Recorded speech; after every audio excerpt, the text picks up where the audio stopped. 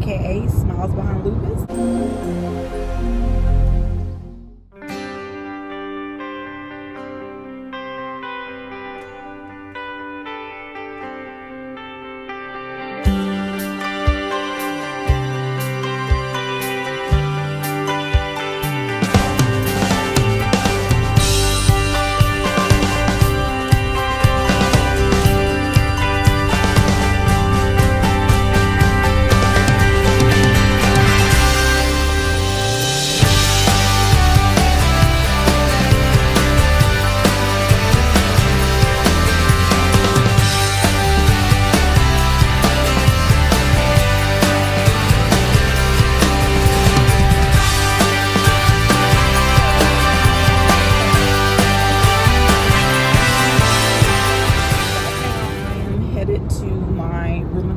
Appointment.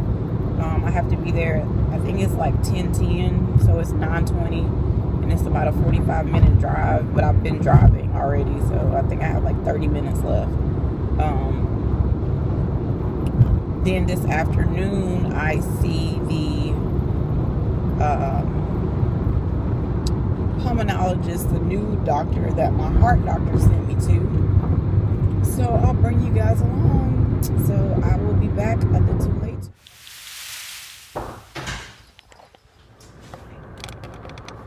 Alright guys, so I just got done at my rheumatologist. I did not record because I had a list of questions and symptoms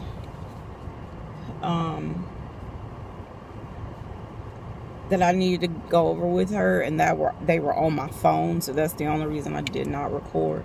But I will record the pulmonologist appointment. So what we're looking at, told her I don't feel like the Benlysta or the CellSup is working. So she said there's a new pill called sulfadalidine or something.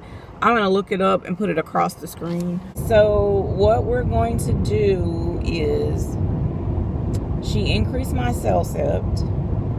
I take 2 a day. She wants me to take 4 a day now.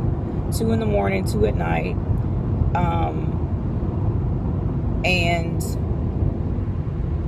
see if that helps with the issues that I'm having. She said that she doesn't want to stop my Benlysta because, you know, she doesn't want to stop or change 2 medications because it may work with the increase of the CellSup. So she wants me to keep doing the Benlysta until we kind of know if it's working or not. So I go back in 12 weeks unless I need her sooner. I told her about the headaches. She really didn't say anything about what it could be or if it's related to my lupus or nothing. So that was pointless. I told her I see the new lung doctor today, and she's familiar with that doctor. She says he's really good because he came from University of Alabama at Birmingham Hospital, and he's like super smart. He does lung transplants, the ECMO systems, and all of that different type of stuff. So that kind of made me, you know, hopefully he can give me answers. And she said if for some reason the CellSup doesn't work, then the new drug is available that you take 4 pills a day.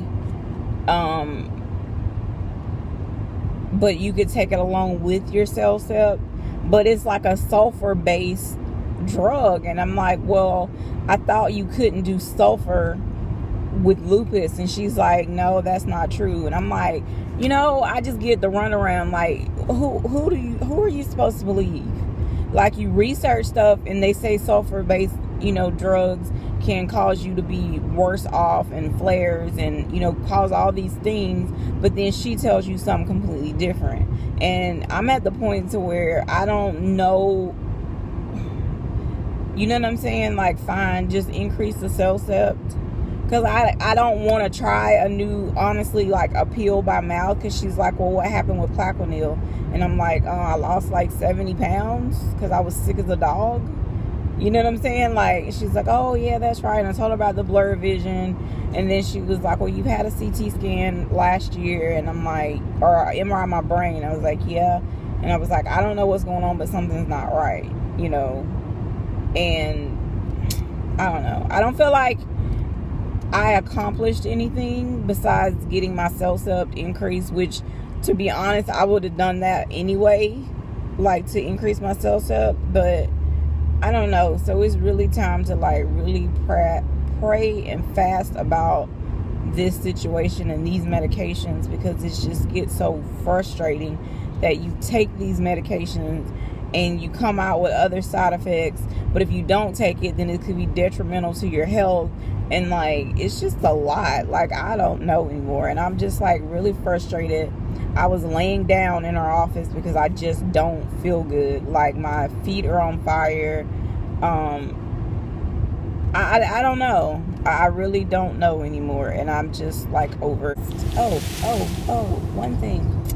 So God laid in my heart that I will be starting to do these boxes for my, people that have lupus and other autoimmunes that receive treatment.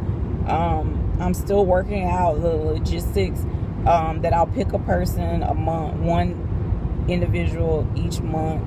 And if I'm able to do more, then I will, that receive treatments, when it comes to like they're getting infusions, IV, I can't even, is it IgG treatment? I don't know. Anything intravenous that they're doing, or dialysis, anything like that, my mind just went blank. Though I will be trying to put little care boxes together to help them, with their journey when they're stuck at the hospital for hours on end. Just little things that they can have to make their infusion better. So I'm gonna be getting that started this month.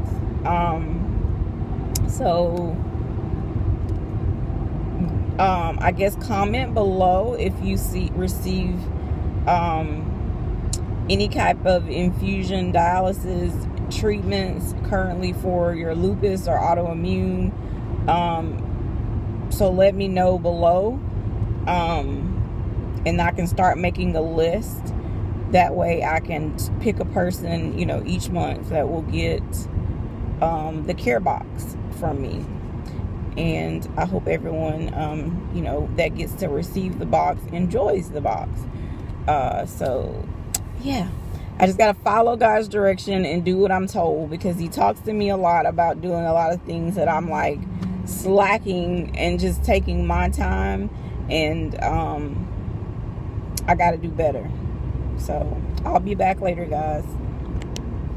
Hey guys, so headed to my second appointment to the lung doctor. Super aggravated. My husband could not take me because he has to go handle some other business. This day it's very hard when you come off of a traveling trip. Like, I mean, it wears me out to go to my brother's house, but when you're like traveling, as far as what we did, it just really takes a lot. It literally almost takes you a whole day to 2 days to recover from driving. And I told my husband I wanted to possibly reschedule the epidural, but he said if I show him how to use the PowerPoint that he should be able to, do it. And I'm just hoping that that's the case, that he can do the presentation without me. It's just so much going on. I'm at a point to where I don't I'm trying to get stuff done that God has laid on my heart to do. I know it's God's work, and I know he'll give me the strength, but sometimes I just feel like overwhelmed, like with everything. Like, I just literally need 2 more days just to rest. Oh, hi there. So you're waiting there. I'm sorry for your wait. Nice to meet you. Okay, so let's see. What brings you in today? Shortness of breath? Yeah, I have lupus, and Back in 2015, all the way until about March of last year, I was on oxygen. Really? And no one could ever say the true cause other than it was part of my lupus. And then I was on a strong pain medication, which I got off. Okay, let me start all over. Yeah. You probably have boop.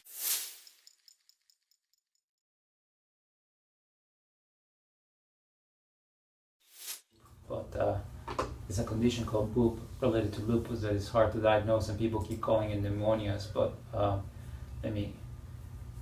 Okay, so let me give me 1 second. You're fine. Cheryl is your first name, right? Mm-hmm. And you're 37. Mm-hmm. Tell me about the lupus. When was diagnosed? 2014. Who told you about that? I went through kidney failure in 2012, and then I had 2 back surgeries the same year, and I wasn't getting any better from the back surgery, and so my pain doctor was like, something else is wrong because my muscles were wasting away. So he did the ANA and the whole lupus panel. You never had kidney biopsies or lung biopsies or I anything had a like lung biopsy. You had a lung biopsy? Who did that? Doc. Oh, the radiologist? Mm-hmm. Yeah. What kind of lung biopsy was that? They did a nodule, a biopsy of a nodule, or? No, it was, I had like mold exposure, and so they were trying to see if that could have attacked my lungs. They were just trying to put me through everything to figure out why I was still on oxygen. So they did a lung biopsy? Yeah, yeah. That was, okay. And I think it was 2016 that he did it. But he wasn't a pulmonologist? No. That's weird, okay. They do all kind of weird stuff. Okay, and then you were on oxygen, Mm-hmm. when? 2015, I think it was around October. And they told you that it was because of lupus? Because what happened, I had a flare up with diverticulitis, and so they took me off my Cellcept and everything because they said I couldn't take them together with the flagyl and all that. And I just kept getting more and more short of breath, which it was happening before me being off of the medication. Okay. And I went into my rheumatologist, and my SATs were about 87. Okay, and that's when, okay. Yeah, and she sent me to the ER. So I was in there about a week. Okay. And as low as it got was in the 70s. Okay. And Dr. did a CT of the chest because I never had one other than looking for blood clots. So who referred you today? I don't even know the results of that CT. First of all, this was a CTA, which basically means looking for blood clots. It's not actually a good test to look for evidence of lupus in your lungs. Typically, we have to do what we call a high-resolution CT. But it's good for blood clots, and it gives you a good screening of your lungs, and there's no clear evidence of major abnormalities there. Your lung function testing was not bad. Really mild reduction in your lung capacity, but it seems that it's decreased compared to what it was in 2015. Now, I'm assuming they've done some sort of echo and heart cath or something like that? Yeah, I've had both, and he said my heart's good. Okay. So, and then you just get short of breath. Yeah, and my SATs drop. Like, when the week before I have my infusion for my lupus, it's really bad. But it'll go sometimes it's like 83 when I'm at home. But if I stop, it'll recover. But when I wasn't happy with the lung groups, not your group, a different group. I went back to Alabama and saw my doctor that I used to work for. Oh yeah. And you know, his hours are crazy, so I was seeing his wife, so I didn't have to be there all night. But she was just like, it's not your lungs, it's your heart, it looks enlarged. And then I go back to Dr. Amin, he's like, it's not your heart, it's your lungs. And I'm just like, well, somebody just figure it out. Who did you see in the other group, Rao or Wade? Or? It was Wade. They saw me in the hospital. Oh, in the hospital. Yeah, I saw them once in the office, I just didn't like their demeanor. And Oh yeah, just Dr. like, Gary or Dr. It was just Wade. Brian or, okay. Yeah. Yeah. Okay. All right, fine. So let's try to get this sorted out. So obviously you know by now that this is not a straightforward problem, otherwise somebody would have already told you what you have. So if you were to point, the main problem is that you get shortbread with activity or that you worry about your oxygen dropping? Get with activity. Okay. It used to be constant, but now it's strictly mostly with activity. I'm going to take a listen to your lungs. I'll try to explain as much as I can. What do you do for a living? I was a medical assistant, but Medical they stopped me from working. You don't smoke, do you? No. Okay, good.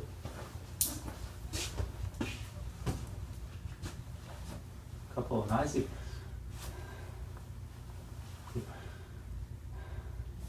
You sound really good. Here, I'm gonna make a little drawing. Okay. Number one, I'm not gonna be able to tell you just like this why you get so short breath. Okay.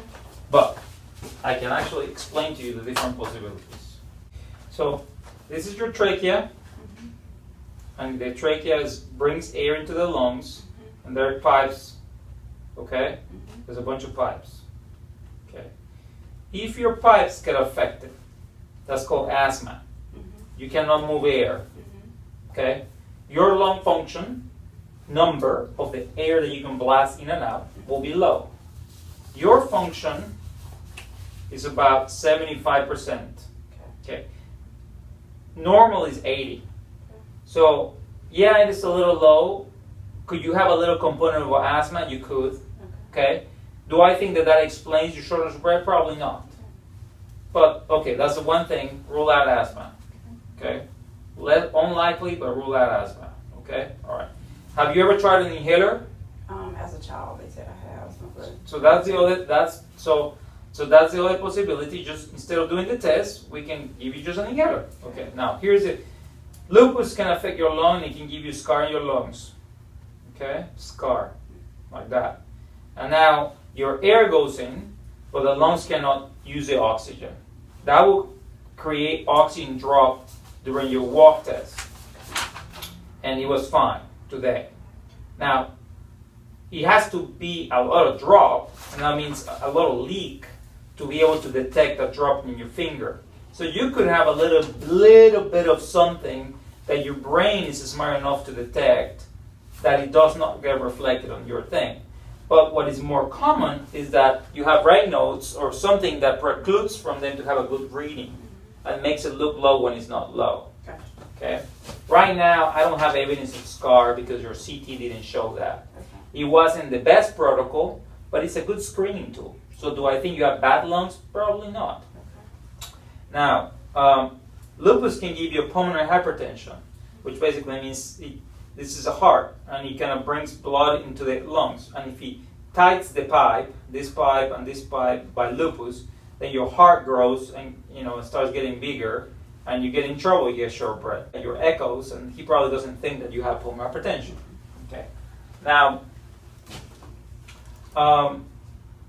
what is really more common is that you have a little bit of lung disease from lupus.